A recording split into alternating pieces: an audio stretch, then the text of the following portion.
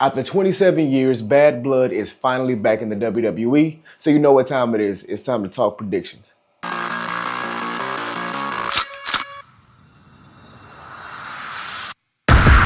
nobody really than Gorilla. Ain't nobody. All right, so we got a 5-match card this go round, just like pretty much all of Triple H's, I guess, his formula of creating his PLEs, which has worked so far. Every single match is going to give its time to breathe. The stories are going to be excellent, and everyone's going to go home happy, hopefully. So let's jump things off with the Women's Championship match, and that's between Nia Jax and Bayley. Honestly, I really wasn't thinking that they were going to do Bayley versus Nia Jax again, considering Bayley just lost the championship. I figured they would want to kind of stack up all of the different defenses for Nia before she inevitably loses the championship to Tiffany Stratton when she cashes in. But I guess I was wrong, because this could have been a prime moment for Naomi to get a title shot, especially after her coming back. I think this would have been the biggest profile match that she would have had since she returned, aside from the Royal Rumble itself. And I guess you can count WrestleMania, but let's be honest, that was really just a showcase for Bianca and Jade Cargill.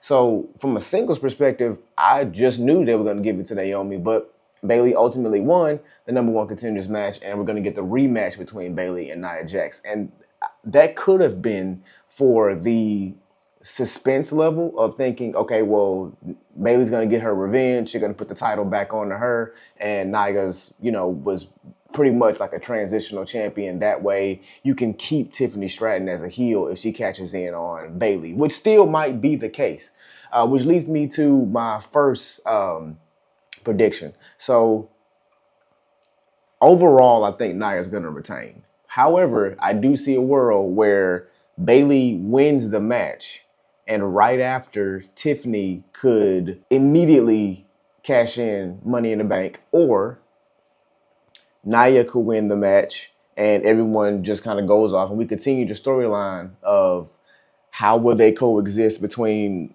two best friends, one being a champion, one being the Money in the Bank holder.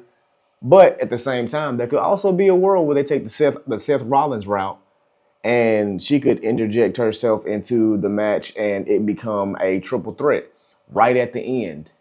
And she could just come in, swoop, and win the championship. And then that way you have two challenges already lined up for her going into the finish of the year, and going into the Royal Rumble. It can really make the Women's Royal Rumble very, very interesting, at least on the SmackDown side. So there's a lot of different directions they can go, but I'm going to just flat out say that I think Nia's going to win here. I don't think it's time, personally, for Tiffany to cash in her Money in the Bank. I think that they should get, they seem to allow the men to hold on to the briefcase a lot longer. So I think this could be a great opportunity to do the exact same thing for the women for once. So I believe that Tiffany should hold her Money in the Bank at least to Royal Rumble. And then that could be the setup for WrestleMania. Because her being champion, everyone's wanting to see a Charlotte return. So what's the timetable on that? If it's going to be Charlotte versus Tiffany Stratton, then I think the direction should be allowing Tiffany to hold on to the briefcase just a little bit longer. And then once she does cash it in, maybe a week, 2 weeks after that, then we get a Charlotte Flair return, and that can set up their feud, which, I mean, you can put that on any card in the world, and that's going to sell. All right, so now we're going to go into this whole Judgment Day chapter thing we got between Damian Priest and Finn Balor. Now, my prediction on this match is going to be directly correlated to the Women's World Championship match. And the reason being is, without Damian Priest and Rhea Ripley to be a thorn in the Judgment Day side and vice versa, I don't know what the purpose would be for a Judgment Day. What would be next for the Judgment Day? The only thing I can think of is the Wyatt Six. And if you want to keep the Wyatt Six fresh, you have to immediately put them into something new. You can't let them just kind of sit on the sidelines, right? unless you're going to use them as a special attraction, which could be the route they're going. But I'm going to assume that they are just kind of waiting for some some pieces to move around so they don't get stale. So with that being said, my ultimate question is, if Damian beats Finn here and Rhea beats Liv in their women's world championship match, is that just it? Is it over? Not to say that it's not something that, how do I say this? Not to say that it isn't a fitting end, right? Damian and Finn, I thought Damian and Finn was going to be in a Hell in a Cell, but that's being saved for Punk and Drew. So with that being said, I feel like a singles match is just a little too simple for this whole thing to kind of go out. But at the same time, at Bash of Berlin, we've already seen the Judgment Day get beat. So here, I think Finn needs to pick up the win, and that can set up for their final rubber match. And yeah, so I got Finn Balor beating Damian Priest, and that'll set up their final match, maybe at Crown Jewel, maybe even at Survivor Series. It could actually be at Survivor Series, and that can end the entire storyline between Damian, Rhea, and Judgment Day. So Finn takes this one, which brings me to the Women's World Championship match with Rhea and Liv, and Dominic is going to be in a shark cage suspended above the ring. Triple H loves his old school gimmicks. So what I will say about this match, we know that Liv is not capable of beating Rhea storyline wise, character wise. It's not going to happen in a straight up match. There's going to have to be a lot of cheating and outside interference and all these different things in order for that to happen, right? So with that being said, I'm going to say that Dominic is going to somehow do the age old slide a weapon down, and Liv catches it and uses the weapon to beat Rhea, or there could be some interference somewhere, somehow.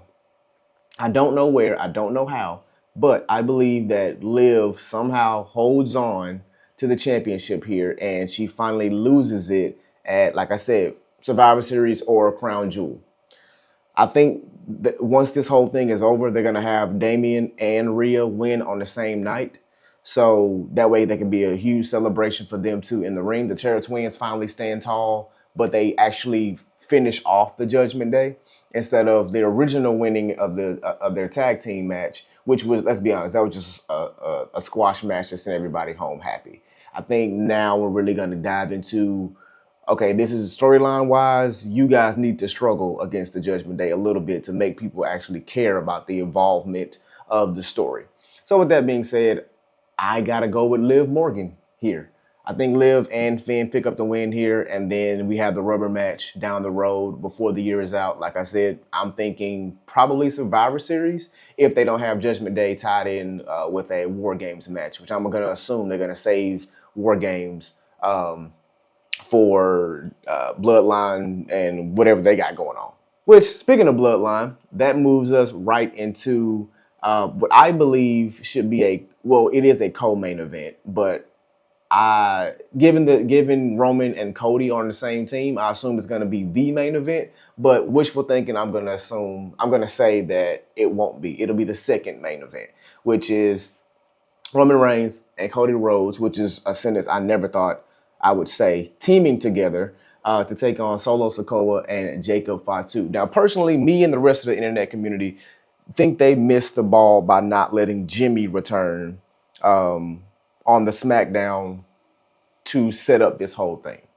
This is filmed before the go home episode of SmackDown, so we don't really know what this whole thing is going to turn into. But as of right now, we do have Roman Reigns and Cody Rhodes teaming up to take on the Bloodline. Right after Cody said, "I am done with all Bloodline business," after beating Solo Sikoa in the steel cage.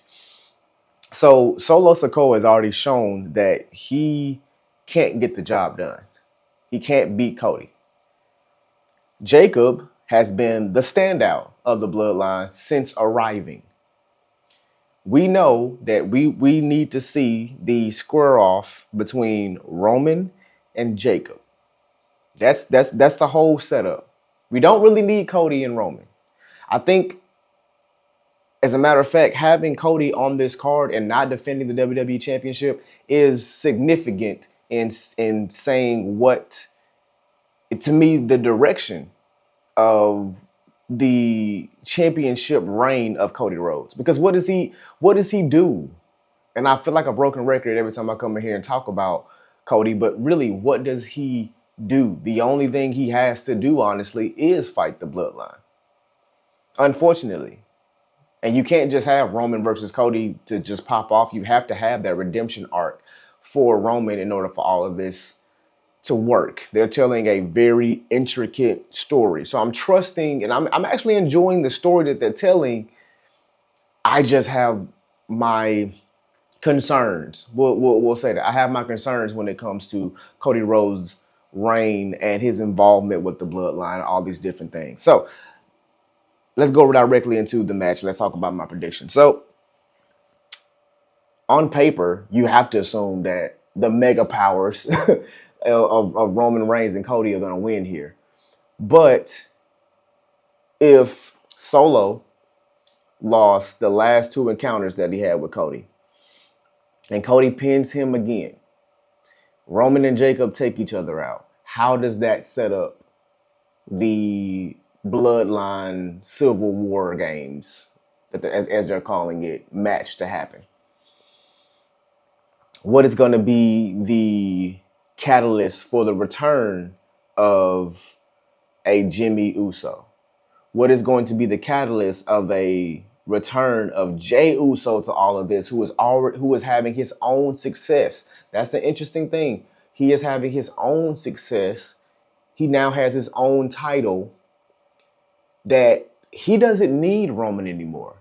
He honestly doesn't need his brother anymore. So what is going to be the reason for Jey to step foot back into all of this? Because it can't just be family, because he kind of walked away from all of that. So Roman is going to have to be in some severe trouble for him to say, I need help. Because this is Roman Reigns. This is Roman's character hasn't changed since he came back. His music has changed. His goals have changed. But his character has not. He's still, I'm him. But now I'm him without my people. And the reason I don't have my people is because of Solo Sikoa. And you're wearing my family's Ulafala, so now you trespass on the wrong thing. So why does this story need Cody? The only reason why Cody's relevant in this story is because he has the championship. He has the thing that Roman also wants. So once all of this is over, let's say Roman and Cody do win. Once that's over, where does Cody go? What does Cody do? Has WWE, and I keep saying this, have they continued to build heels in order to be a believable challenger for Cody? I don't think so, because they keep keeping them busy with the bloodline. We know what Roman's gonna do, but if Roman does win this match, does that mean he takes back the Ulafala? Like, what are the ramifications? What is the what's the word? What is the I can't think of the word right now. What is the consequences if Roman wins? No one has stated that. It's just a match. And the draw of the match is that Roman and Cody are on the same team. So with that being said, I'm going to say, even though this is Roman's first match back, I think that's a good reason for Solo Sikoa and Jacob Fatu to pick up the win here. I don't think Roman gets it done. I don't know if he gets pinned. I do not know if Roman actually gets pinned. That would be interesting to see.